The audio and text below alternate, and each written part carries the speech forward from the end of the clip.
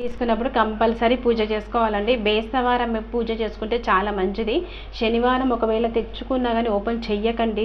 తెలియకపోతే శనివారం తెచ్చుకోవద్దంట అసలుకి, కానీ ఒకవేళ తెచ్చుకుంటే దాన్ని ఓపెన్ మాత్రం చేయకండి. మంచి ముహూర్తం చూసుకొని అయితే ఓపెన్ చేసుకోవాలండి. ఎందుకంటే అన్నంతోనే కదండి మనం ఆరోగ్యంగా ఉండేది. అందుకే ఈ పొయ్యి కూడా మనము ఖరాబ్ అయింది అంటే పాడైపోయింది, ఇంట్లో ఎక్కువ కాలం వాడొద్దంట. ఒక్క 15 ఏళ్ళు అవుతుందండి నా మ్యారేజ్ అయ్యి. ఇప్పటికి పొయ్యి మ్యారేజ్ అయినాక 1 ఇయర్కి తెచ్చుకున్నాను నేను పొయ్యినైతే. అయితే 14 సంవత్సరాలు అనమాట.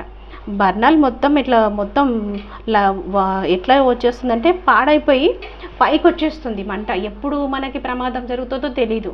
అయినా కానీ పాడైపోయిన దాంట్లో కూడా వంట చేయొద్దంట. పొయ్యి పాడైపోతే కూడా కాలు విరిగిపోయింది, ఆ పక్క కాలు విరిగిపోయింది, అందుకే తీసేసానండి.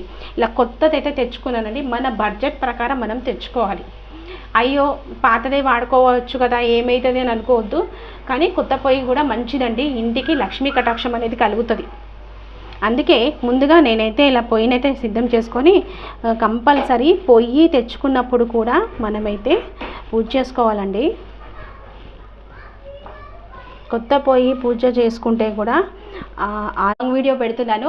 పొయ్యి తెచ్చుకున్నాను కదా, దాని డీటెయిల్స్ అన్నీ కూడా లాంగ్ వీడియో పెడుతున్నాను. స్క్రీన్ పైన లింక్ ఇస్తాను, తప్పకుండా చూడండి. బాయ్.